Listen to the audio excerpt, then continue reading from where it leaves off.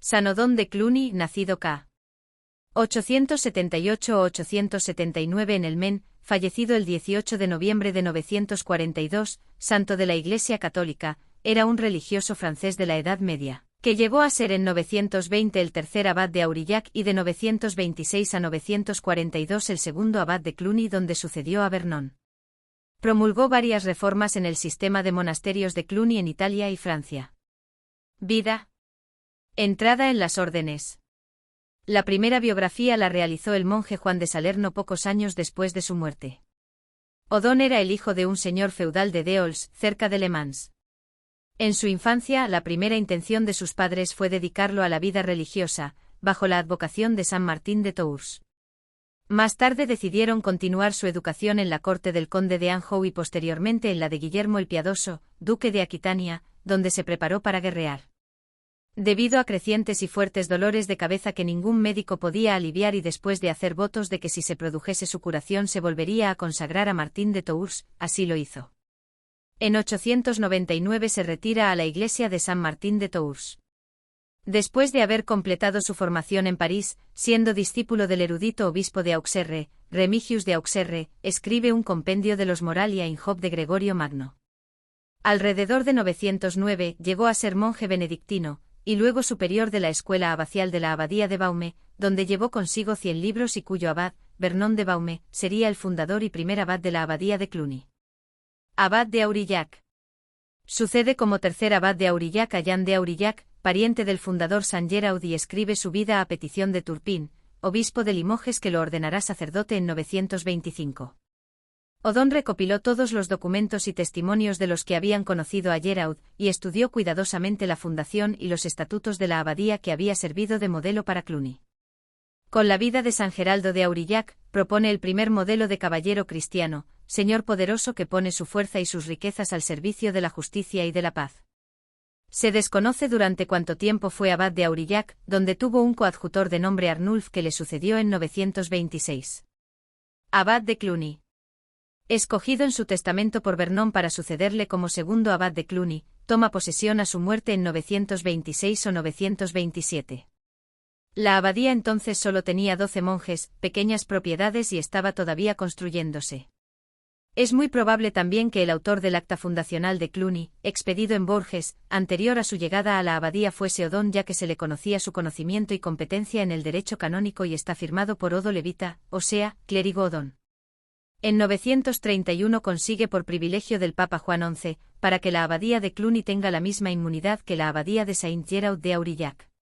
Como jefe de la orden que depende directamente de la Santa Sede, le está permitido dirigir y unir todos los monasterios que le quieran confiar los abades laicos, como es el caso de Fleury-sur-Loire, así como acoger en Cluny a monjes benedictinos pertenecientes a comunidades todavía no reformadas.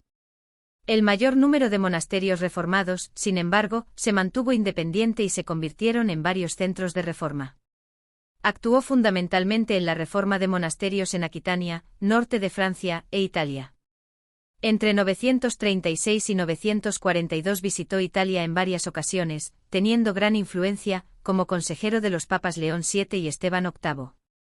Fundó en Roma el monasterio de Nuestra Señora en el Aventino y reformó varios conventos, por ejemplo, Subiaco y Monte Cassino. En varias ocasiones le fueron encomendadas importantes misiones políticas, por ejemplo, cuando puso paz entre Hugo de Arles y Alberico II de Spoleto.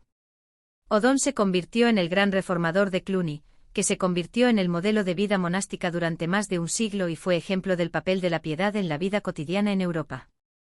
Construye una iglesia dedicada a San Pedro llamada Saint-Pierre-le-Vieux.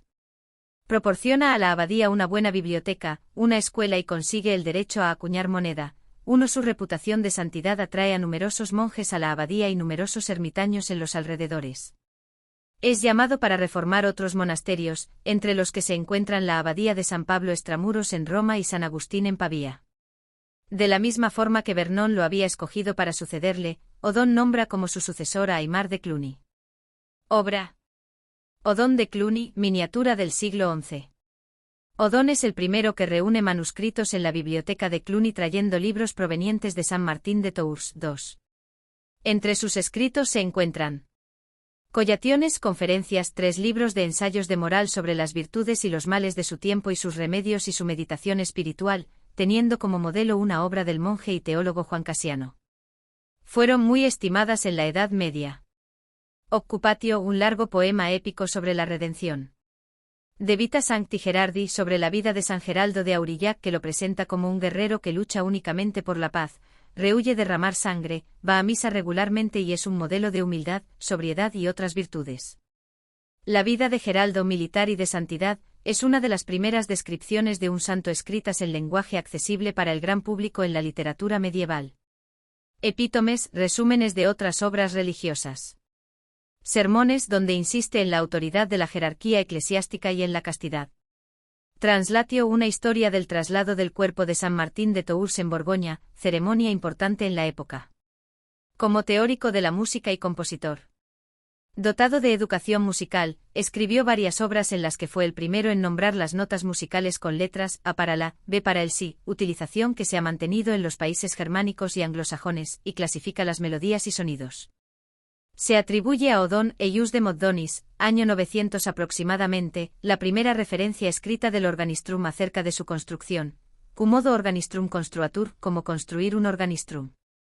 Se describe como ubicar las teclas a lo largo del mástil para lograr una escala musical completa. Asimismo se le atribuyeron el diálogo sobre la música y algunos, la música en Chiriadis, ambas obras dedicadas a la teoría de la música. Como compositor, su producción musical incluye 12 antífonas corales en honor a San Martín de Tours.